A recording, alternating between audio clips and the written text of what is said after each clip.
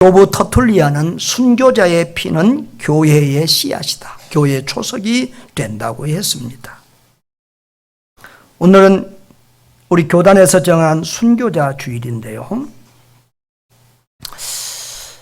여러분, 참된 그리스도인은 잘 먹고 잘 사는 게 인생의 목적이 될 수 없습니다. 참된 그리스도인들은 예수 잘 믿는 것이 인생의 목적이 되는데요, 가장 예수 잘 믿는 사람, 가장 믿음 좋은 사람이 누구일까를 생각해 봅니다. 순교자라고 말할 수 있겠습니다. 계시록의 천국의 모습을 보면 예수님 보좌 옆에서 최고의 영광을 누리고 있는 분들이 순교자입니다. 목사 위에 선교사요, 선교사 위에 순교자입니다. 우리 고신교단은 순교자들에 의해서 세워진 교단입니다. 일제시대 때 신사참배를 안 한 것 때문에 많은 목사님들과 성도님들이 끌려가서 옥살이를 했습니다. 그 감옥에서 죽은 분들도 있고 살아나온 분들도 있습니다. 주기철 목사님 그 감옥에서 죽었고요, 아까 내일 일은 난 몰라요 이 찬송을 이 곡을 작사한 안희숙 사모님은 바로 그 주기철 목사님 맞은편 감방에 있었어요. 그래서 참 그분 간증을 보면 주기철 목사님 얼굴이 참 해같이 이렇게 빛나는 그런 모습도 봤다는 그런 얘기도 있는데, 그 안희숙 사모님은 살아서 나왔죠.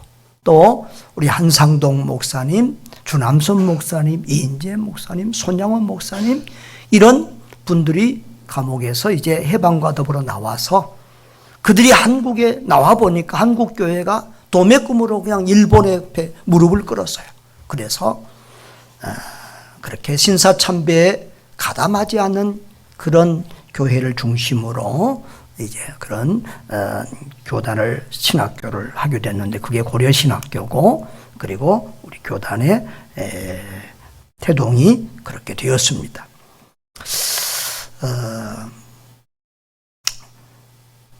그런데 우리 일제 6.25 우리나라는 참 기독교 이렇게 많은 박해를 받았었는데요, 지금도 세계 각처에서는 수많은 박해가 있습니다. 우리 한국은 지금 박해가 없으니까 우리는 온 세상에 다 이렇게 마음대로 편안하게 예배드리고 살 수 있는 줄 아는데 그렇지 않습니다. 마음껏 예배드리고 자유롭게 전도할 수 있는 나라는 세계에서 손꼽을 정도입니다. 선교사님들이 비자 걱정 없이 가서 이렇게 전도할 수 있는 나라는 몇 나라 안 됩니다. 우리나라 비자 파워가 세계 2위입니다. 192개 국가를 대한민국 여권을 가지면 이렇게 들어갈 수 있습니다. 그러나 선교사들이 선교를 목적으로 들어가서 활동할 수 있는, 공적으로 활동할 수 있는 나라는 몇 나라 안 됩니다. 갈수록 선교의 문은 더 닫히고 더 많은 어려움이 있습니다. 6월 3일 우리 교단 기독교부에 나온 내용도 보면 인도에서 기독교 박해가 좀 많이 일어나고 있는데, 마리풀이라고 하는 데서는 기독교인들이 45명이 살해되겠고 50명이 실종되었고 222개의 교회당이 불탔다고 합니다. 때로는 하나님 왜 이렇게 교회에 박해를 주십니까? 왜 예수 믿는 것 때문에 이렇게 죽어야 합니까? 이런 생각이 들 수도 있지만 참 신비한 일입니다. 하나님의 일하심은 오묘합니다. 기독교 역사를 보면, 인류 역사를 보면 교회가 평안하고 또 부요할 때는 오히려 변질되고 타락했고, 오히려 박해와 고난이 있을 때 교회는 더욱더 건강하고 강하고 더욱더 복음은 크게 확장되어졌습니다. 로마가 그랬고 우리나라도 그랬습니다. 인간은 이렇게 연약하고 변질되는 존재라는 것을 알기 때문에 하나님은 평안과 박해를 이렇게 또 골고루 이렇게 조정하시면서 당신의 백성들을 세워가고 당신의 교회와 선교운동을 주장해 가고 있는 줄 믿습니다. 우리 예수님은 십자가에서 보혈 피를 흘리시고 우리를 위해서 대신 죽으셨습니다. 우리 주님이 순교자죠. 그런데 그 주님의 뒤를 이은 12제자가 다 복음 전하다가 순교합니다. 저는 늘 예수님의 십자가와 부활을 증거하는 데 있어서 제자들의 순교만큼 더 강력한 증거는 없다. 늘 그렇게 생각하고 말합니다.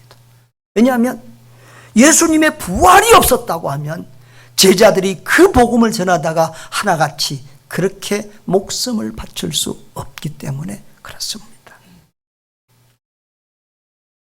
이 예수님의 십자가와 피의 복음은 또 그렇게 선교사들과 전도자들의 희생과 고난과 순교적 죽음을 통해서 계속해서 내려오고 전해지고 확장되어져 가고 있습니다. 오늘 본문은 신약 최초의 순교자 스데반 집사의 순교에 대한 내용입니다. 자, 먼저 우리는 초대교회 성도들의 모습을 잠시 살펴보기를 원합니다. 여러분, 사도행전 2장에서 성령 강림 사건이 있으면서 성도들이 성령의 충만함을 받고 또 복음을 전할 때 놀라운 역사가 일어납니다. 복음이 불길처럼 퍼지고 교회가 불꽃처럼 부흥하는 모습을 볼 수 있습니다. 그런데 교회가 커가면 이제 이 조직이 필요합니다.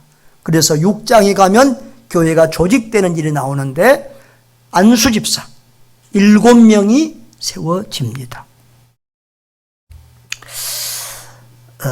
자, 그런데 바로 그 집사 임명의 뒤를 이어서 이제 이 6장 8절에서부터 이 스데반 집사와 빌립 집사와 이런 집사들의 사역의 이런 모습들이 나타납니다. 7 집사 중에서 2사람의 이름은 오늘 꼭 기억하시기를 바랍니다. 자, 스데반 집사, 빌립 집사. 근데 이 스데반 집사, 빌립 집사, 이 집사님들을 보면 절대 사도들에게 뒤지지 않습니다. 자, 사도행전 6장 8절을 보면 스데반이 은혜와 권능이 충만하여 큰 기사와 표적을 민간에 행하니 그랬습니다. 이 스데반 집사의 사역에도 기사와 능력들이 나타났다는 거예요. 그리고 복음을 전할 때에 그 얼굴을 보니 그 얼굴이 천사의 얼굴과 같더라 그랬습니다. 이제 사도행전 7장으로 넘어가면 7장 그 우리가 읽은 앞에 부분 모두가 스데반 집사의 설교 내용이 기록되어 있어요. 그런데 스데반 집사의 설교 내용이 구약 성경을 아주 잘 알고 그 구약 성경을 구속사적으로 아주 창세로부터 쭉 예수님까지 기가 막히게 이렇게 참 멋지게 설명하고 묘사하고 있는 것을 볼 수 있습니다. 그리고 죄에 대해서 아주 강하게 지적하며 회개를 촉구하는 아주 강한 메시지를 증거하고 있음을 보게 됩니다. 자, 그리고 이제 이 복음 전도를 통해서 스데반 집사가 첫 순교, 그러니까 첫 순교자는 사도들이 아니라 예수님의 제자들이 아니라 누구였다고요? 스데반 집사였어요.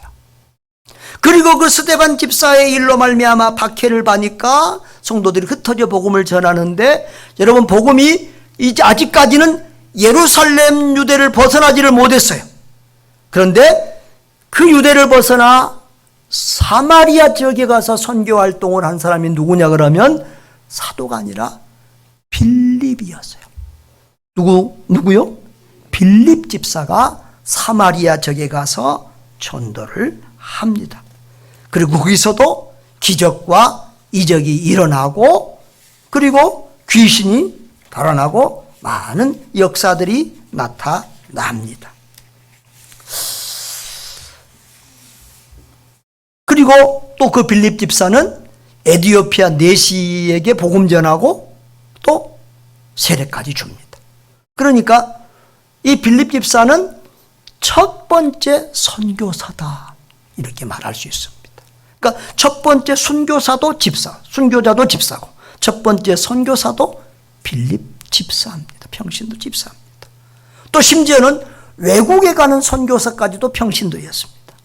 자, 그렇게 흩어진 사람들이 또 저 외국 먼 곳에 가서 안디옥 지역에까지 가서 복음을 전했을 때 안디옥에 사람들이 많이 모여서 교회가 형성이 됐습니다.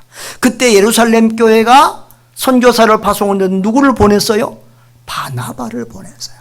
바나바는 사도가 아니었죠. 7 집사였던 분도 아닙니다. 바나바가 가서 평신도 선교사가 됩니다. 여러분, 이렇게 초대교회 성도들의 모습을 보면은 사도와 집사 평신도에 구분이 없을 만큼 그들은 다 헌신적이었고 말씀을 잘 알았고 누구나 다 선교사로서 사역을 할 수 있을 만큼 헌신되고 능력 있고 실력 있는 사람들이었습니다. 요즘에 우리 성도들을 가끔 보면 나는 목사도 아닌데 뭐 이 정도 하면 되지요, 이런 말을 그냥 운연중이라도 하는 분들이 있고 그렇게 생각하는 분들이 많이 있습니다. 여러분, 천국 가면 목사도 없고 집사도 없습니다. 우리 다 하나님 앞에서 똑같은 성도로서 서게 될 것입니다. 마음을 다하고 힘을 다하고 목숨을 다하여 충성하여 주님 앞에 섰을 때 부끄러움이 없는 성도들 되시기를 주님의 이름으로 축복합니다. 자, 우리 스데반 집사의 순교의 장면을 좀 더 살펴보겠습니다. 오늘 우리가 읽은 내용이 그 순교의 장면인데요. 스데반 집사의 설교는 아주 강력했습니다. 죄를 지적하면서 강하게 회개를 촉구했습니다. 그런데 강한 메시지가 전해질 때 청중은 2가지의 반응을 보입니다. 옥토반 마음을 받은 사람들은 겸손하게 온유하게 그 말씀을 받고 회개하며 돌이킵니다. 그런데 악한 마음밭을 받은 사람들은 오히려 그 복음에 대해서 적대적으로 변하게 됩니다. 오늘 이 청중들을 보십시오. 54절에 그들이 말을 듣고 마음에 찔렸어요. 찔렸으면 뭐 해야 돼요? 회개해야 되는데 찔렸는데 회개하지 않고 스데반을 향하여 이를 갈았다 그랬어요. 자, 그런데 그때 스데반은 성령 충만하여 영의 눈이 활짝 열리는 상황이 됩니다. 55절 56절에 보면은 스데반이 성령 충만하여 하늘을 우러러 주목하여 하나님의 영광과 민 예수께서 하나님 우편에 서신 것을 보고 그것을 말합니다. 하늘이 열리고 인자가 예수님의 하나님 우편에 서 있는 것을 보노라, 이렇게 말하니까 그 악한 청중들은 이거 뭐 회개하거나 참 스데반의 얼굴이 천사 같고 지금 하늘 보좌를 영의 눈이 열려서 보면서 말하는데 참 어떻게 두려움과 감동 이런 게 있어야 정상적인 청중 아니겠어요? 그런데 청중들은 오히려 악한 모습으로 큰 소리를 지르고 귀를 막고 일제히 그에게 달려들어서 성 밖으로 내치고 돌로 쳐서 이 스데반을 죽이게 됩니다. 그런데 이 스데반의 마지막 숨을 거둘 때의 모습은 아주 예수님과 비슷한 정말 은혜스러운 모습이었습니다. 그러니까 우리가 순교자들 하면 막 죽기 싫은데 막 비참하게 막 개처럼 끌려가서 막 죽고 막 이렇게 생각하면 안 됩니다. 은혜 충만한 상태에서 감격에 구해서 숨을 거두는 것이 순교인 줄 믿습니다. 자, 스데반의 내용을 보십시다. 자, 59절 60절 같이 읽겠습니다. 그들이 돌로 스데반을 치니 스데반이 부르짖으되 주 예수여 내 영혼을 받으시옵소서 하고 무릎을 꿇고 크게 불러 이르되 주여 이 죄를 그들에게 돌리지 마옵소서, 이 말을 하고 자니라 그랬습니다. 참 이 죽는 모습을, 예수님은 십자가상에서 7마디 말씀을 했는데 예수님은 가장 먼저 주여 이 죄를 저들에게 돌리지 마옵소서, 용서의 기도를 가장 먼저 하셨어요. 그리고 마지막에 내 영혼을 아버지께 의탁하나이다 했는데 이제 스데반은 그 순서가 좀 바뀌었지만 정말 예수님의 모습과 아주 비슷한 이런 임종의 모습을 볼 수 있습니다. 저와 여러분들도 죽을 때 모습이 아름답기를 바라요. 다 죽기 듣기 싫어가지고 아멘을 잘 안 하죠. 싫어도 한 번은 가셔야 돼요. 아멘? 안 가시려고들 그래요. 그런데 여러분, 여기서 보면은 죽은 것에 대해서 이 말을 하고 잔이라 그랬어요. 성경에는 성도들의 죽음에 대해서 죽었다는 표현보다 잔다는 표현이 참 많아요. 자면 어떤 거죠? 자면 깨라는 거죠. 정말 성도들은 예수 그리스도 안에서 우리가 이 땅에서 눈을 감으면 천국에서 눈을 뜨는 줄 믿습니다. 그게 성도의 죽음이에요. 천국으로 이사가서 그곳에서 눈을 뜨는 거예요. 이번 주에 이 설교를 준비하면서 하나님의 관점에서 죽음을 한번, 삶과 죽음을 생각해 봤어요. 우리는 이 땅에서 좀 더 살고 또 일찍 죽는 것에 대해서 굉장하게 생각들을 해요. 난리법석을 쳐요. 그런데 하나님이 보실 때는 우리가 몇십 년 더 산 거나 덜 산 거나 하나님이 볼 때는 1초도 안 돼. 순간. 별 차이도 없어. 영원하신 하나님께는. 그리고 이 땅에서 사는 수준은 우리가 노숙자 수준으로 산다 그러면 천국에서의 사는 수준은 이거 뭐 세계 제일 부자고 노숙자 차이보다도 더 큰 거예요. 참 아름답고 영광스러운 삶인 줄 믿습니다. 그러니까 그리스도 안에 있는 사람은 죽는 게 아니라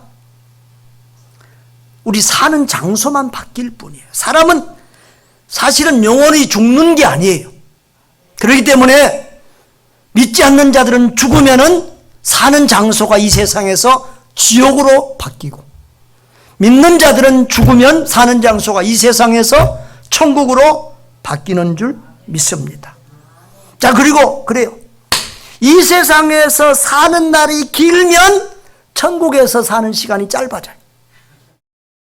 이 세상에서 짧게 살면 천국에서 사는 날이 길어져요. 그렇다고 우리는 자살할 수는 없잖아요. 자, 그래서 이 사도 바울은 이렇게 말을 해요. 빌립보서에서 내게 사는 것이 그리스도니 죽는 것도 유익이다. 나는 이 죽음과 삶 사이에 끼어서 차라리 세상을 떠나서 그리스도와 함께 있는 것이 내게는 훨씬 좋다는 거예요. 빨리 천국 가서 살았으면 좋겠다. 그런데 내가 이 땅에 살아야 될 이유가 있는데 사명 때문이다. 하나님이 주신 사명 때문에. 아직은 교회를 위해서, 성도들을 위해서 할 일이 남아있기 때문에 이 땅에 존재하고 있다는 거예요. 할렐루야. 저와 여러분이 죽음 앞에서 이렇게 당당하고 이렇게 바른 신앙으로 설 수 있기를 바랍니다. 존 패튼이라고 하는 사람이 있습니다. 레디컬이라고 하는 책에 나오는 간증인데요. 우리 청년들은 이 레디컬, 우리 어른들도 이 레디컬이라는 책을 한번 꼭 보시면 내가 아주 좋아하는 인생의 책 중에 하나라고 볼 수 있는 그런 책입니다. 아주 강력합니다, 메시지가. 근데 여기 보면 존 패튼 선교사에 대한 얘기가 나옵니다. 이분은 스코틀랜드에서, 영국의 그 스코틀랜드에서 아주 빨리 부흥하는 아주 큰 교회의 목사님 중에 한 분이었습니다. 10년 넘게 그 교회를 섬기다가 이분은 정말 그 마음에 저 섬 뉴 헤브리디스 군도라는 섬이 있는데 거기 식인종들이 사는 곳이에요. 그곳에 가서 복음을 전하고 싶은 마음이 간절했어요. 그런데 그 이전에 20년 전에도 선교사들이 가서, 두 선교사가 가서 그들에게 잡혀 먹힌 곳이었어요. 그래서 사람들은 그 선배 선교사들의 전체를 밟으면 안 된다고 다 긋고 말렸어요. 그런데 어떤 마음씨 좋은 한 노신사가 이 패튼을 강하게 말렸는데 패튼이 이렇게 말했어요. 아까 그 노인이 패튼 목사님에게, 목사님, 거기는 식인종이 살고 있다니까요. 목사님도 잡아먹을 거라고요. 이렇게 소리를 치는 그 노인에게 베트는 이렇게 말했습니다. 디슨시, 머자나 선생님도 가지고 있던 것을 모두 남겨둔 채 무덤에 들어가게 될 겁니다. 거기서는 벌레들이 죽음을 뜯어먹겠죠. 근데 주님만을 섬기다가 죽는다면 벌레가 먹든 식인종이 먹든 무슨 차이가 있겠습니까? 마지막 때가 되면 선생님처럼 저도 그리스도처럼 깨끗한 몸으로 부활하게 될 것입니다. 그 말을 듣고 노인은 눈물을 닦고 방을 나가면서 이렇게 외쳤습니다. 목사님, 그렇다면 더 이상 할 말이 없습니다. 30살 때 이 존 베트는 아내와 함께 그곳으로 들어가서 도착한 지 얼마 후에 아내와 갓난아이가 세상을 떠납니다. 베트는 맨손으로 땅을 파헤쳐서 아내와 아이의 시신을 묻었습니다. 그 이후로도 생명을 위협하는 많은 일들이 생겼지만 이제 몇 년이 지나니까 거기에 식인동들이 개종해서 예수님을 믿는 놀라운 역사가 일어나기 시작했습니다. 할렐루야. 그리고 많은 사람들이 도전을 받고 선교사로 헌신하게 됐습니다. 사랑하는 여러분, 그렇습니다. 어떻게 죽든지 우리는 다 똑같이 주님 앞에서 부활하게 될 것입니다. 스데반 집사의 순교에 따른 영향력이 있습니다. 자, 우리 사도행전을 보시면 이 스데반 집사의 순교 때문에 그리스도인들이 흩어지고 그리고 복음이 유대와 사마리아 땅끝으로 퍼져나가는 것을 볼 수 있습니다. 우리 사도행전 1장 8절은 다 외워야 되는 아주 중요한 요절이죠. 다 같이요, 시작. 오직 성령이 너희에게 임하시면 너희가 권능을 받고 예루살렘과 온 유대와 사마리아 땅끝까지 이르러 내 증인이 되리라. 여러분, 이것이 예수님이 이 땅에서 하늘로 올라가시기 전에 마지막 주신 가장 크고 귀한 명령이었어요. 성령 받은 그리스도인들은 예루살렘, 유대와 사마리아 땅끝까지 이르러 예수 그리스도의 증인이 되어야 될 줄 믿습니다. 이 증인이라는 말 자체는 순교자라는 원어적인 의미가 있어요. 그러니까 증인은 죽기까지 순교와 예수를 전하는 거예요. 할렐루야. 그것이 전도자요 선교사예요. 자, 이 명령을 예수님이 주고 갔는데 예루살렘 교회는 잘 순종하지 않았습니다. 지금 예루살렘 교회는 3,000명, 4,000명, 5,000명씩 폭발적으로 부흥한데도 예루살렘을 넘어서 유대 사마리아 땅끝으로 넘어가지를 않는 거예요. 그런데 이 박해를 인하여 억지로라도, 여러분, 우리가 순종하지 않을 때는 하나님이 억지로라도 매를 들어서라도 순종하게 하는 줄 믿습니다.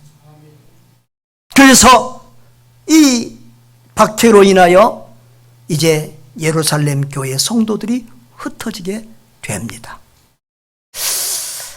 여러분, 8장 1절을 한번 읽어볼까요? 시작. 사울은 그가 죽음을 당함을 마땅히 여기더라. 그날에 예루살렘에 있는 교회에 큰 박해가 있어 사도 외에는 다 유대와 사마리아 모든 땅으로 흩어지니라. 흩어졌다. 4절에도 그 흩어진 사람들이 두루 다니며 복음의 말씀을 전할세. 5절에 보면 빌립이 사마리아 성에 가서 복음을 전하면서 많은 기적과 역사가 일어나고 8절에 보면 그 성에 큰 기쁨이 있더라. 사마리아 성에 복음이 전파되면서 그 성에 큰 기쁨이 있게 되는 것을 볼 수 있습니다. 그렇습니다. 선교는 주님의 가장 중요한 명령, 지상 명령입니다. 그래서 좋아도 해야 되고 싫어도 해야 되고 형편이 넉넉해도 해야 되고 어려워도 해야 되고 박해가 있어도 해야 되고 죽음이 기다리고 있어도 해야 되는 것이 전도요 선교요 복음 전파인 줄 믿습니다. 자, 그리고 이 스데반의 순교로 말미암아서 이방 땅 안디옥까지도 복음이 전파되는 것을 볼 수 있습니다. 사도행전 11장 19절을 보십시다. 그때 스데반의 일로 일어난 환란으로 말미암아 흩어진 자들이, 디아스포라입니다. 흩어진 자들이 베리게와 구부로, 저 지중해의 섬입니다. 키프로스도요. 그리고 안디옥에 이르러서까지. 안디옥은 저 터키, 저쪽 이스라엘보다 한참 위에 이제 지금의 터키에 있는 지역입니다. 얼마 전에 올해 지진 크게 났죠. 그쪽 지역이 안디옥 지역이. 안디옥에까지 이르러 유대인에게만 말씀을 전하다가 어떤 사람들이 헬라인 이방 종족에게도 말씀을 전했는데 많은 사람들이 죽게 돌아와서 수많은 사람들이 믿고 돌아오는 역사가 있었습니다. 주의 손이 그들과 함께 하심에 수많은 사람들이 믿고 죽게 돌아오더라. 그래서 바로 이곳이 가장 유명한, 성경에 기록된 가장 유명하고 건강한 아름다운 교회, 세계 선교회 센터, 무슨 교회가 돼요? 안디옥 교회가 돼요. 우리는 이 안디옥 교회를 모델로 삼고 가는 교회입니다.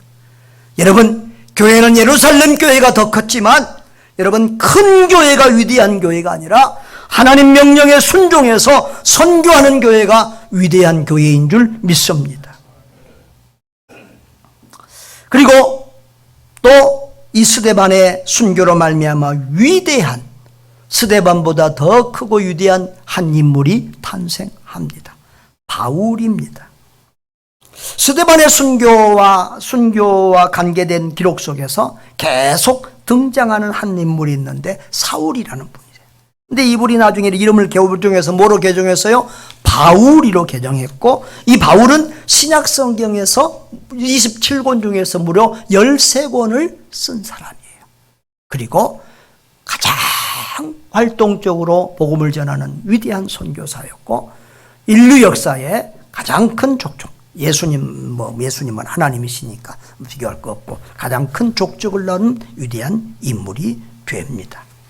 자, 7장 58절에 보면은 성 밖으로 되고 돌로 칠세 승인들이 옷을 벗어 사울이라는 청년 곁에 뒀다.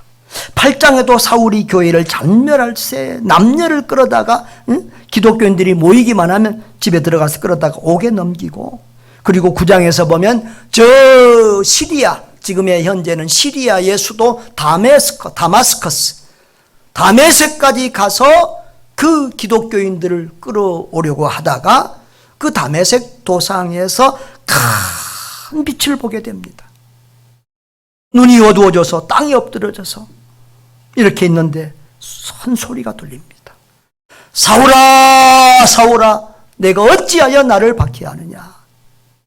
사울이 주여 누구십니까? 라고 물으니까 나는 내가 박해하는 예수라.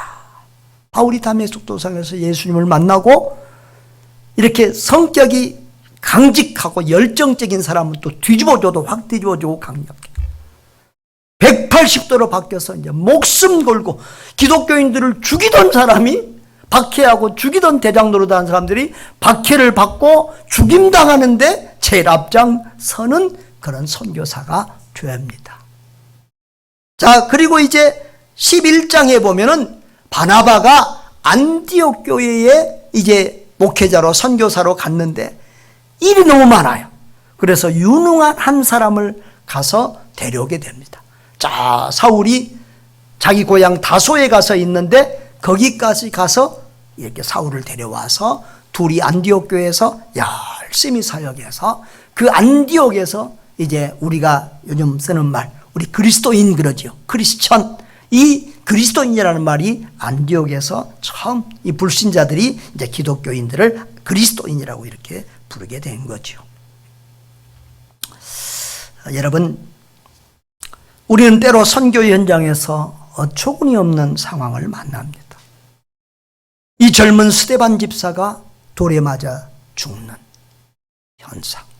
하나님, 왜 전도했는데, 선교하는데, 가장 좋은 일 하는데 돌에 맞아 죽어야 합니까?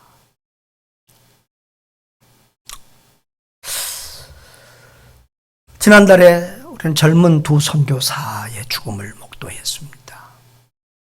우리 교단, 또 우리 노예 선교사, 다음 주에 올 우리 최영환 목사님 교회에서 부목사로 4, 5년 있다가 선교사로 파송을 받은 강준규 선교사.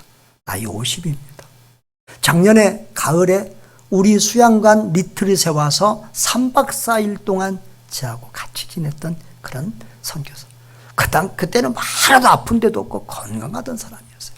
근데 선교지 가서 백혈병과 또 뇌출혈로 소찬을 했습니다.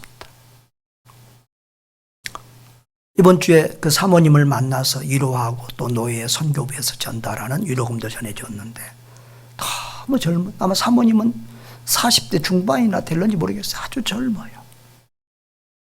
그런데 참 믿음으로 담담한 모습을 보고 또 그것도 감동이 되었습니다. 그보다 더 어처구니 없는 또 소식을 들었습니다. 28세에 이선영이라고 하는 선교사가 아프리카 가나에서 선교하다가 이 맹견, 개한테, 싸나운 개한테 물렸는가 봐요. 그런데 그것이 선교지에서 잘 치료를 못하니까 덧나서 한국까지 이송했지만 28살의 나이로 세상을 떠나게 되었습니다. 처녀입니다. 선교사 준비를 위해서 영국까지 가서 유학까지 하고 공부한 그런 엘리트 자매였습니다. 여러분, 왜 이렇게 귀한 사람들을 빨리 데려가십니까? 그런데 날 하나님의 손은 우리보다 높습니다. 이사야서 55장 9절에 뭐라고 그러죠? 내 생각은 너희 생각과 다르고 내 길은 너희 길보다 높다. 하나님이 그렇게 말씀하세요. 고린도전서 1장 25절에서 하나님은 하나님의 가장 미련한 것이 사람보다 더 지혜롭고 하나님의 가장 약한 것이 사람보다 더 강하다 그랬어요. 하나님은 다 우리 소유에 있어요. 이런 모든 것을 통해서 오히려 하나님은 하나님의 선교를 복음을 강력하게 일으키시는 거예요. 자, 오늘 그런 예를 몇 군데 보겠습니다. 여러분, 세계 선교의 역사, 세계 복음화의 역사는 순교의 역사예요. 복음을 위하여 죽음을 도려하지 않는 사람들의 역사입니다. 요한계시록 12장 11절에 보면은 그들은 죽기까지 자기들의 생명을 아끼지 아니하였도다 그랬는데, 이 성경에는 또 교회의 역사는 복음을 위하여 자기들의 생명을 아끼지 않는 사람들을 통해서 이 복음이 증거되고 확장되었음을 볼 수 있습니다. 여러분, 신약성경 최초의 순교자가 누구라고요? 스데반 집사. 우리 한국에 온 최초의 기독교 순교자는 영국의 토마스 선교사였습니다. 이 선교사님은 젊은 나이에 영국에서 중국으로 파송을 받았습니다. 그런데 가서 얼마 안 돼서 아이가 죽고 사모님이 죽습니다. 그래서 참 마음에 상심이 있고 힘든 차에 조선으로 가는 미국 상선이 있다는 말을 듣고 조선에 통역자로 그 배에 올라서 조선에 가서 복음을 전하자고 하는 열정을 가지고 옵니다. 그런데 그 배가 이제 정부하고의 뭐가 이렇게 문제가 있어서 이제 함포를 써가지고 그 대동강을 따라 올라가는 그 셔먼호 배를 침몰시킵니다. 그러니까 이제 이 무트로 강변으로 이렇게 올라오는 그 토마스 선교사를 칼로 목을 쳐서 죽입니다.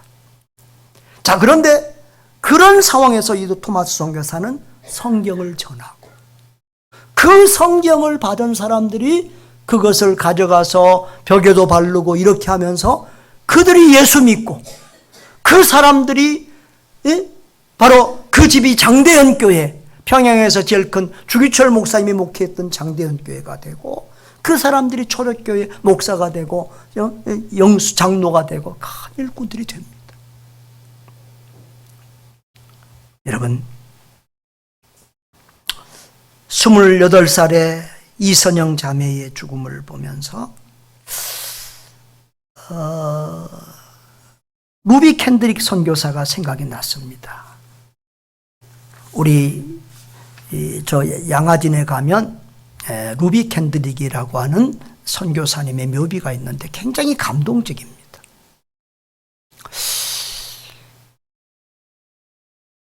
그 선교사님의 묘비에는 이렇게 기록이 되어 있습니다. 만일 내게 1000개의 목숨이 있다면 그 모두를 조선에 바치리라. 전에도 이 선교사님 간증을 잠깐 한 적이 있습니다만은 25살의 나이에 한국에서 죽습니다. 한국 온 지 8개월 만에 죽습니다. 아직 제대로 훈련되지도 않는 초보 선교사입니다. 자, 그런데 이 선교사님 얘기를 보면 이 선교사님은 고등학교를 졸업하자마자 조선의 선교사로 선교부 찾아가지고 나 조선으로 선교사 가겠다고 막 보내달라고 때를 쓰니까 아직 너무 어려서 안 된다. 부모님 허락 받아와라. 고등학교 졸업자는 안 된다. 대학 졸업해야 된다. 하도 이제 안 된다 그러니까 할 수 없이 눈물을 머금고 와서 대학 4년을 공부합니다. 그리고 대학을 마치자마자 또 가서 선교센터에 본부에 가서 이제 요청을 해서 선교사로 오게 됩니다. 그때 그 어머니가 이 어린 딸을 보내면서 얼마나 말리는지 모릅니다. 캔들이가 네가 꼭 조선에 가야겠다. 너 말고 다른 사람이 가면 안 되겠냐. 마지막 그때 당시는 비행기가 없으니까 이제 배를 타고 2달을 건너와야 되는데 그 배를 탈 때도 캔들이가 가지 마라. 엄마가 너 없이는 못 살 것 같다. 끝까지 말리는 그 어머니에게 루비 캔들릭은 엄마, 이건 제가 가고 싶어서 가는 게 아니라 하나님이 저를 조선으로 부르고 계신 거예요. 그렇게 해서 2달에 걸쳐서 태평양을 건너서 옵니다. 도착하자마자 저 남대문에 있는 선교 본부에 가니까 개성에 있는 교회로 가서 봉사하라고 합니다. 그래서 개성에 가서 이제 영어 학교를 하면서 영어를 가르치면서 아이들에게 복음도 전하고 한 사람 그 영혼들이 구원받는 것을 보고 즐거워하는 중에 급성 맹장염에 걸립니다. 그때는 그 평양에 그 개성에 그런 수술을 할 만한 병원이 없어서 광해원, 서울에 있는 광해원, 지금 이제 세브란스 병원 전신입니다. 그리 이제 수술하고 오는데 옛날에 뭐 KTX가 있습니까? 자동차가 있겠습니까? 달고지 타고 오다 보니까 시간이 지나서 맹장이 터져서 봉황염으로 죽게 됩니다. 몇 살 나이에요? 25살. 한국에 온 지 몇 달 만에요? 8달 만에. 그런데 이 캔드릭이 죽기 전 일주일 전에 미국으로 어머니 아버지한테로 보낸 편지가 있습니다. 그 편지는 언제 도착했겠어요? 죽은 다음에 도착했겠죠. 그 편지 내용을 저와 여러분이 한번 함께 읽어봤으면 좋겠어요. 너무 감동적이에요. 같이 읽어봅시다. 사랑하는 아버지 어머니, 이곳 조선 땅에 오기 전 집들에 심었던 꽃들이 활짝 피어났다는 소식을 들었을 때 하루 종일 집 생각만 했습니다. 욕심쟁이 수지가 그 씨앗을 받아 동네 사람들에게 나누어 주었다니 너무나 대견스럽더군요. 아마 내년 봄이 되면 온통 우리 동네는 내가 심은 노란 꽃으로 덮여 있겠군요. 아버지, 어머니, 이곳 조선 땅은 참으로 아름다운 곳입니다. 모두들 하나님을 닮은 사람들 같습니다. 선한 마음과 복음에 대한 열정으로 보아 아마 몇십 년이 지나면 이곳은 예수님의 사랑이 넘치는 곳이 될 것 같습니다. 저는 복음을 듣기 위해 20km를 맨발로 걸어온 어린아이들을 보았을 때 그들 안에 있는 하나님의 사랑 때문에 오히려 위로를 받습니다. 그러나 한편에서는 탄압이 점점 심해지고 있습니다. 그저께는 예수님을 영접한 지 일주일도 안 되는 사람들 3명이 끌려가 순교했고 토마스 선교사와 제임스 선교사도 순교했습니다. 선교 본부에서는 철수하라는 지시가 있었지만 대부분의 선교사들은 그들이 전도한 조선인들과 아직도 숨어서 예배를 드리고 있습니다. 그들은 모두 순교를 할 작정인가 봅니다. 오늘 밤은 유난히도 고향으로 돌아가고 싶습니다.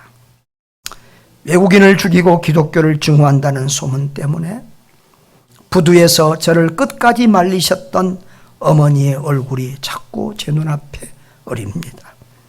어머니, 아버지, 어쩌면 이 편지가 마지막일 수도 있습니다.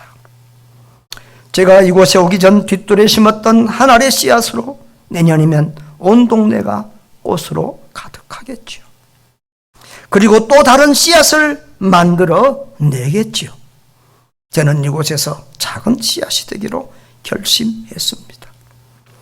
제가 씨앗이 되어 이 땅에 묻히게 되었을 때 아마 하나님의 시간이 되면 조선 땅에는 많은 꽃들이 피고 그들도 여러 나라에서 씨앗이 될 것입니다. 저는 이 땅에 심장을 묻겠습니다. 바로 이것은 조선을 향하는 저의 열정이 아니라 조선을 향한 하나님의 사랑이란 것을 알게 되었습니다. 여러분, 예수님은 한 알의 밀이 땅에 떨어져 죽으면 많은 열매를 맺는다고 했습니다. 이 땅에 떨어진 수많은 선교사님들과 순교자들의 그 씨앗이 썩어서 많은 열매를 맺어서 오늘 우리가 여기에 있고 세계 선교 역사에 참 괄목할 만한 부흥을 일으킨 우리 한국교회가 있는 줄 믿습니다. 이 캔드릭이 예언했던 것처럼, 기대했던 것처럼 우리나라는 이렇게 교회가 많고 세계에서 두 번째로 선교사를 많이 파송한 국가가 되었습니다. 사랑하는 여러분, 우리가 받은 복음은 이렇게 고난과 희생을 통해서, 죽음을 통해서 전해진 피의 복음입니다. 우리의 구원은 공짜가 아닙니다. 예수님의 피값이고 전도자와 선교사들의 피값인 줄 믿습니다. 한국교회의 부흥과 이 축복은 이런 선교사와 순교자들의 피로 인한 것입니다. 지금 이 시간도 45억의 인구가 복음을 모르고 지옥을 향해 가고 있습니다. 날마다 2만 6천 명의 아이들이 매일 굶주림과 질병으로 죽어가고 있다고 합니다. 우리도 순교자의 본을 받아 믿음을 굳게 지키고 순교자의 신앙 따라 이 복음을 전하는 일에 마음과 뜻과 힘과 목숨을 다할 수 있기를 바랍니다. 주의 복음 전하고 주의 사랑 실천하다가 사랑하는 주님 앞에 서는 날 잘하였도다 착하고 충성된 종아, 그렇게 칭찬받는 성도들 되시기를 주님의 이름으로 축원합니다.